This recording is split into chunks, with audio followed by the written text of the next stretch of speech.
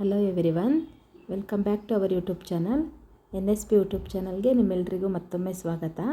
Friends, ನಾನಿವತ್ತಿಲ್ಲಿ mutton ಸಾಂಬಾರನ್ನ ಯಾವ ರೀತಿ ಮಾಡೋದಂತ ತೋರಿಸ್ತಾ ಇದ್ದೀನಿ.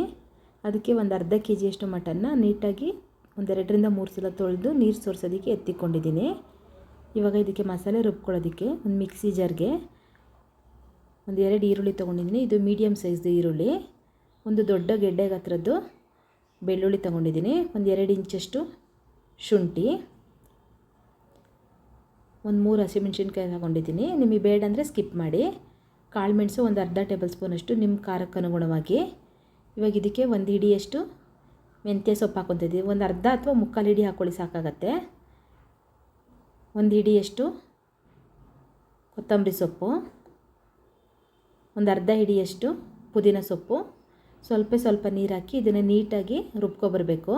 ಅಂದರೆ ಇದು ತುಂಬ ಪೇಸ್ಟ್ ಥರ ಇದ್ದರೆ ತುಂಬ ಚೆನ್ನಾಗಾಗುತ್ತೆ. ಸಾಂಬಾರು ಅಷ್ಟೇ ರುಚಿಯಾಗಿರುತ್ತೆ. ನೀವು ತರಿಯಾಗೆಲ್ಲ ರುಬ್ಕೊಂಡ್ರೆ ಸಾಂಬಾರು ಅಷ್ಟು ರುಚಿಯಾಗಿರಲ್ಲ. ನೋಡಿ, ಇವಾಗ ನಾನು ರುಬ್ಬಿ ಒಂದು ಪ್ಲೇಟೆಲ್ಲ ಕೆತ್ತಿಕೊಂಡಿದ್ದೀನಿ. ಇವಾಗ ಇದೇ ಮಿಕ್ಸಿ ಜಾರ್ಗೆ ಟೊಮೊಟೊ ತೊಗೊಂಡಿದ್ದೀನಿ. ನಾನಿಲ್ಲಿ ಒಂದು ಮೀಡಿಯಮ್ ಸೈಜ್ದು ಟೊಮೊಟೊ, ಆದಷ್ಟು ಟೊಮೊಟೊನ ಚಿಕ್ಕದು ತೊಗೊಳ್ಳಿ ಅಥವಾ ಅರ್ಧ ಹಾಕ್ಕೊಂಡ್ರೂ ನಡೆಯುತ್ತೆ. ಇವಾಗ ಇದಕ್ಕೆ 2 ಟೇಬಲ್ ಸ್ಪೂನಷ್ಟು ಧನಿಯಾ ಪುಡಿ ಹಾಕ್ಕೊತಾ ಇದ್ದೀನಿ. ಒಂದು ಮುಕ್ಕಾಲು ಟೇಬಲ್ ಸ್ಪೂನಷ್ಟು ಖಾರದ ಪುಡಿ ಹಾಕ್ಕೊತಾ ಇದ್ದೀನಿ. ಸ್ವಲ್ಪ ನೀರು ಹಾಕಿ ಇದನ್ನು ಅಷ್ಟೇ ನೀಟಾಗಿ ರುಬ್ಕೋಬೇಕು.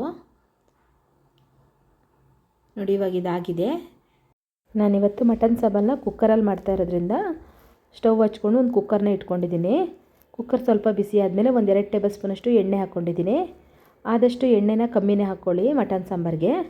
ಎಣ್ಣೆ ಕಾಯ್ದ್ಮೇಲೆ ಇದಕ್ಕೆ ನಾವು ರುಬ್ಬಿಕೊಂಡಿದ್ವಲ್ಲ ಈರುಳ್ಳಿ ಖಾರ, ಅದನ್ನು ಹಾಕಿ ಸ್ವಲ್ಪ ಅರಿಶಿನ ಹಾಕಿ ನೀಟಾಗಿ ಫ್ರೈ ಮಾಡ್ಕೊತಾ ಇದ್ದೀನಿ. ಇದರಲ್ಲಿ ಎಣ್ಣೆ ಬಿಡಬೇಕು, ಅಲ್ಲಿ ತನಕ ನೀವು ಫ್ರೈ ಮಾಡ್ಕೊಳ್ಳಿ. ಉರಿ ಸಿಮ್ಮಲ್ಲಿ ಇಟ್ಕೊಳ್ಳಿ, ಹೈ ಫ್ಲೇಮಲ್ಲಿ ಇಟ್ಕೊಬಿಡಿ, ಸೀದೋಗತ್ತೆ. ನೋಡಿ, ಇವಾಗ ಇದರಲ್ಲಿ ಎಣ್ಣೆ ಬಿಡೋದಕ್ಕೆ ಸ್ಟಾರ್ಟ್ ಆಗಿದೆ. ಈ ಟೈಮಲ್ಲಿ ನಾವು ತೊಳೆದಿಟ್ಟುಕೊಂಡಿದ್ವಲ್ಲ ಮಟನ್ನ, ಅದನ್ನು ಹಾಕ್ಕೋಬೇಕು. ಇದನ್ನು ಹಾಕಿ ನೀಟಾಗಿ ಈ ಖಾರದ ಜೊತೆ ಎಲ್ಲ ಮಿಕ್ಸ್ ಮಾಡಬೇಕು. ರುಚಿಗೆ ತಕ್ಕಷ್ಟು ಉಪ್ಪು ಹಾಕ್ಕೊಂಡು ನೀಟಾಗಿ ಮಿಕ್ಸ್ ಮಾಡ್ಕೊಳ್ಳಿ. ಯಾವುದೇ ಕಾರಣಕ್ಕೂ ನೀರನ್ನ ಹಾಕಕ್ಕೆ ಹೋಗಬೇಡಿ. ನೀಟಾಗಿ ಮಿಕ್ಸ್ ಮಾಡಿ ಇದಕ್ಕೊಂದು ಮುಚ್ಚಳ ಮುಚ್ಚಿಬಿಟ್ಟು ಒಂದು 5 ನಿಮಿಷ ಬೇಯಿಸ್ಕೊಳ್ಳಿ. ಇದರಲ್ಲೇ ನೀರು ಬಿಡಬೇಕು. ಅಷ್ಟರಲ್ಲಿ ನಾವು ಖಾರ ರುಬ್ಕೋಬೇಕು.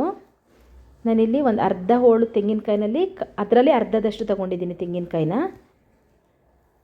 ಇದು ಹುರ್ಗಡ್ಲೆ ಒಂದು ಮುಕ್ಕಾಲಿಂದ 1 ಟೇಬಲ್ ಸ್ಪೂನ್ ತೊಗೊಳ್ಳಿ. ಒಂದು ಮುಕ್ಕಾಲು ಟೇಬಲ್ ಸ್ಪೂನಷ್ಟು ಗಸಗಸೆ, 2 ಇಂಚಷ್ಟು ಚಕ್ಕೆ, ಒಂದು 5ರಿಂದ 6 ಲವಂಗ ತೊಗೊಂಡಿದ್ದೀನಿ. ಇವಾಗ ಇದಕ್ಕೆ ನೀರು ಏಲಕ್ಕಿ ಬಂದು 1 ಏಲಕ್ಕಿನ ಬಿಡಿಸಿ ಅದರಲ್ಲಿರೋ 3 ಕಾಳನ್ನ ಹಾಕ್ಕೊಂಡಿದ್ದೀನಿ. ನೀಟಾಗಿ ರುಬ್ಕೋಬೇಕು. ಇದು ಅಷ್ಟೇ ನೈಸಾಗಿರಬೇಕು, ಗಂಧ ಥರ ಇದ್ದರೆ ಚೆನ್ನಾಗಾಗತ್ತೆ. ಅಷ್ಟರಲ್ಲಿ ನೋಡಿ, ಮಟನಲ್ಲಿ ನೀರು ಬಿಡೋದಕ್ಕೆ ಬಂದಿದೆ. ನಾವಿಲ್ಲಿ ನೀರು ಹಾಕಿಲ್ಲ, ಅದರಲ್ಲೇ ನೀರು ಬಿಡ್ತಾ ಇರೋದು. ಇವಾಗ ಈ ಟೈಮಲ್ಲಿ ನಾವು ಖಾರದ ಪುಡಿ ಎಲ್ಲ ರುಬ್ಬಿಟ್ಕೊಂಡಿದ್ವಲ್ಲ, ಖಾರದ ಪುಡಿ, ಧನಿಯಾ ಪುಡಿ, ಟೊಮೊಟೊ, ಇವಾಗ ಇದನ್ನು ಇದರಲ್ಲಿ ಹಾಕ್ಕೊಂಡು ನೀಟಾಗಿ ಮಿಕ್ಸ್ ಮಾಡಬೇಕು. ನಾವು ಎಲ್ಲ ಮಸಾಲೆನೂ ಹಸಿಯಾಗಿ ಹಾಕ್ಕೊಂಡಿರೋದ್ರಿಂದ ನೀವು ತಕ್ಷಣ ನೀರು ಹಾಕ್ಕೊಂಬೇಡಿ. ಒಂದು 5 ನಿಮಿಷ ಹಾಗೆ ಅದನ್ನು ಫ್ರೈ ಮಾಡ್ಕೋಬೇಕು. ನೀಟಾಗಿ ಮಿಕ್ಸ್ ಮಾಡಿ ಇವಾಗ ಇದಕ್ಕೆ ಮುಚ್ಚಳ ಮುಚ್ಚಿಬಿಟ್ಟು ಬೇಯಿಸ್ಕೊತಾ ಇದ್ದೀನಿ. ಇದನ್ನು ಅಷ್ಟೇ ಒಂದು 5 ನಿಮಿಷ ಹಾಗೆ ಬಿಡಿ, ನೀರು ಹಾಕೋದಕ್ಕೆ ಹೋಗಬೇಡಿ. ನೋಡಿ, ಇವಾಗ 5 ನಿಮಿಷ ಆಗಿದೆ. ಇದರಲ್ಲೇ ನೀರು ಬಿಡೋದಕ್ಕೆ ಸ್ಟಾರ್ಟ್ ಆಗಿದೆ. ಈ ಟೈಮಲ್ಲಿ ಇದಕ್ಕೆ ನೀಟಾಗಿ ನೀವು ಮಿಕ್ಸ್ ಮಾಡಿಕೊಂಡು ನಿಮ್ಗೆ ಎಷ್ಟು ನೀರು ಬೇಕೋ ಅಷ್ಟು ನೀರನ್ನ ಹೆಚ್ಚಿಸ್ಕೊಳ್ಳಿ. ಮಟನ್ ಸಾಂಬಾರಿಗೆ ನೀರಾಗಿದ್ರೇ ಚೆನ್ನಾಗಿರುತ್ತೆ, ತುಂಬ ಮಂದ ಇದ್ದರೆ ಚೆನ್ನಾಗಿ ಅನಿಸಲ್ಲ ಮಟನ್ ಸಾಂಬಾರು. ನೀರನ್ನ ನೋಡಿ ಹಾಕ್ಕೊಳ್ಳಿ ನೀವು. ಉಪ್ಪು ಅಷ್ಟೇ ಈ ಟೈಮಲ್ಲಿ ಇನ್ನೊಂದು ಸಲ ಉಪ್ಪು ನೋಡಿಕೊಂಡು, ಕಮ್ಮಿ ಇತ್ತಂದರೆ ಸ್ವಲ್ಪ ಉಪ್ಪು ಹಾಕ್ಕೊಂಡು ನೀಟಾಗಿ ಮಿಕ್ಸ್ ಮಾಡಿ ಇದನ್ನು ಮುಚ್ಚಳ ಮುಚ್ಚಿ ವಿಸಲ್ ಹಾಕ್ಸ್ಬೇಕು. ಒಂದು 3 ವಿಸಲೆಲ್ಲ ಸಾಕಾಗತ್ತೆ. ಕೆಲವೊಂದ್ಸಲಿ ಒಂದು 5-6 ವಿಸಲ್ ಆದ್ರೂ ಬೇಯಲ್ಲ. ನೀವು ನೋಡ್ಕೊಂಡು ಹಾಕ್ಕೊಳ್ಳಿ. ನೀವು ಮಟನೆಲ್ಲ ತೊಳಿಬೇಕಾದ್ರೆ ಮತ್ತು ಅದನ್ನೆಲ್ಲ ಹೆಚ್ಕೊಳ್ಳುವಾಗ ನಿಮಗೆ ಗೊತ್ತಾಗುತ್ತೆ. ಬಲ್ತಿರೋ ಮಟನ್ ಆದರೆ ಬೇಗ ಹೆಚ್ಚೋದಕ್ಕಾಗಲ್ಲ. ಅಂಥ ಟೈಮಲ್ಲಿ ನೀವು ಒಂದು 5-6 ವಿಸಲ್ ಬೇಕಾಗುತ್ತೆ. ನಾನಿವತ್ತಿಲ್ಲಿ 4 ವಿಸಲ್ ಹಾಕ್ಸ್ಕೊಂಡಿದ್ದೀನಿ. ನೋಡಿ, ಈ ರೀತಿ ಇದೆ. ಇವಾಗ ಇದಕ್ಕೆ ನಾವು ರುಬ್ಬಿಕೊಂಡಿದ್ವಲ್ಲ ಕಾಯಿ, ಕಡಲೆ, ಗಸಗಸೆ, ಚಕ್ಕೆ, ಲವಂಗ ಎಲ್ಲ, ಆ ಮಸಾಲೆನ ಇವಾಗ ಹಾಕಬೇಕು. ಇದನ್ನು ಹಾಕ್ಕೊಂಬಿಟ್ಟು ನೀರನ್ನ ನಿಮ್ಗೆ ಎಷ್ಟು ಬೇಕೋ ಅಷ್ಟು ನೀರನ್ನ ಹೆಚ್ಚಿಸ್ಕೊಳ್ಳಿ.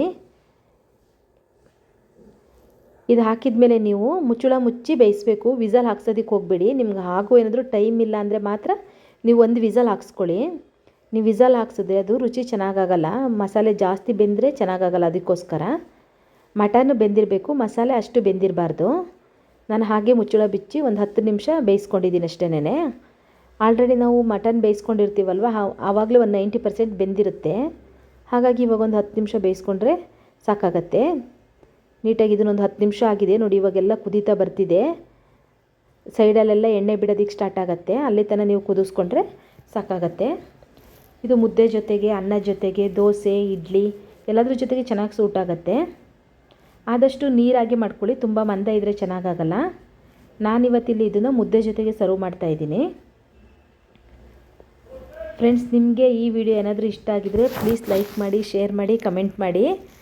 ಇನ್ನೂ ಹೆಚ್ಚು ಸಬ್ಸ್ಕ್ರೈಬ್ ಮಾಡ್ಕೊಳ್ಳಿ ಫ್ರೆಂಡ್ಸ್. ನಿಮ್ಮ ಫ್ರೆಂಡ್ಸ್ ಆ್ಯಂಡ್ ಫ್ಯಾಮಿಲಿಗೆ ಶೇರ್ ಮಾಡಿ. ಫ್ರೆಂಡ್ಸ್, ನಿಮಗೇನಾದರೂ ಈ ವಿಡಿಯೋ ಇಷ್ಟ ಆಗಿತ್ತಂದರೆ ಪ್ಲೀಸ್ ಒಂದು ಲೈಕ್ ಬಟನ್ ಒತ್ತಿ. ನಿಮಗೆ ವಿಡಿಯೋ ಇಷ್ಟ ಆಗಿದೆಯಾ ಇಲ್ವಾ ಅಂತ ನನಗೆ ಗೊತ್ತಾಗಬೇಕು. ಅಂದರೆ ನೀವು ಮಾಡಿರೋ ಲೈಕಿಂದನೇ ನನಗೆ ಗೊತ್ತಾಗೋದು.